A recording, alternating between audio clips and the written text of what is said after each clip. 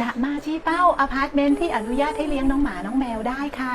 ไม่รู้เป็นอะไรนะคะช่วงนี้เนี่ยมีแต่ลูกค้าโทรมาถามว่าที่บ้านสวนลีลาวดีเลี้ยงสัตว์ได้ไหมของเราเลี้ยงสัตว์ไม่ได้นะคะแต่อย่าเพิ่งหมดหวังค่ะเดี๋ยวจะบอกให้ว่าคุณไปหาได้ที่ไหนบ้างในแอปสีฟ้านะคะเขาจะมีเป็นกลุ่มของเขาค่ะเดี๋ยวลองดูนะไม่รู้จะโดนแบนหรือเปล่าอันนี้กลุ่มที่1ค่ะมีอีกค่ะกลุ่มที่2แล้วก็มีอีกกลุ่มหนึ่งนะคะกลุ่มที่3ค่ะก็เท่าที่เจอตอนนี้มี3กลุ่มนะคะแต่อาจจะมีมากกว่านี้คุณลองเข้าไปดูในแอปสีฟ้าดูนะคะแล้วก็ลองโทรไปสอบถามดูอย่าเพิ่งหมดหวังนะคะสำหรับคนที่รักน้องหมาน้องแมวน่าจะถูกใจนะคะ